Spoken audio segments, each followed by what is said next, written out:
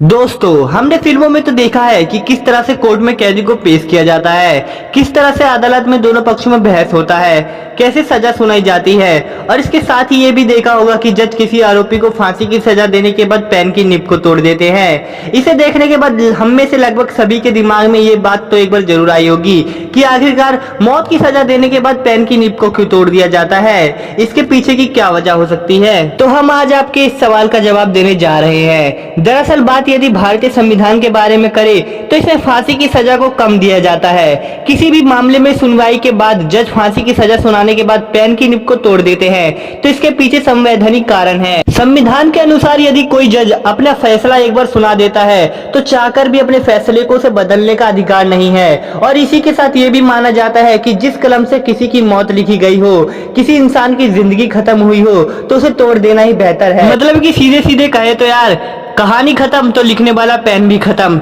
यानी कि एक बार जो फैसला सुना दिया जाता है उसे बदला नहीं जाता, जिसके बाद उस पेन को भी तोड़ दिया जाता है, क्योंकि इस फैसले को सिर्फ उस पेन से ही बदला जा सकता है, लेकिन वो पेन तो टूट जाता है, जिस वजह से उस फैसले को बदला नहीं जाता। तो इसके बाद हमारे मन में दो सवाल जरूर आते हैं कि आखिरकार क्या फांसी की सजा से बचा नहीं जा सकता, और आखिरी में जब फांसी दी जाती है तो जल्लाद मुजरिम के कान में क्या बोलता है। साल 1983 में सुप्रीम कोर्ट ने बताया कि किसी को फांसी की सजा तब होती है जब वो घिनौने से घिनौना अपराध करता है। यदि किसी व्यक्ति को निचली अदालत में फांसी की सजा सुनाई गई है तो वो सुप्रीम कोर्ट में अपनी याचिका दायर कर सकता है। लेकिन यदि सुप्रीम कोर्ट में भी फांसी की सजा सुना दे तो उसके बाद सिर्फ राष्ट्रपति के दया की याचिका लगाई जा सकती है। लेकिन यदि राष्ट्रपति भी अपराधी की याचिका को खारिज कर दे तो उसे फांसी की सजा होकर ही रहेगी। फांसी से जुड़ी एक दूसरी बात यह है कि फांसी देते समय जल्लाद कैदी के कान में क्या बोलता है।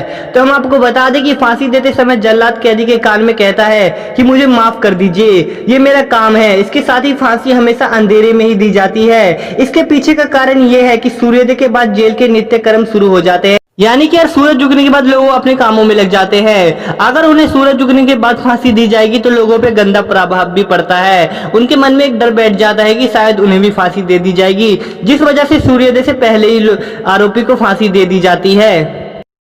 तो दोस्तों, इस वीडियो को बनाने में बहुत मेहनत लगी है, लेकिन इस वीडियो को लाइक करने में आपको जरा भी मेहनत नहीं लगेगी। बस उस लाइक के बटन पर एक बार क्लिक कर दो यार। और अगर चैनल पे नए हो तो चैनल को सब्सक्राइब कर दो, और साथ ही में यार बेल आइकन को भी दबा दो।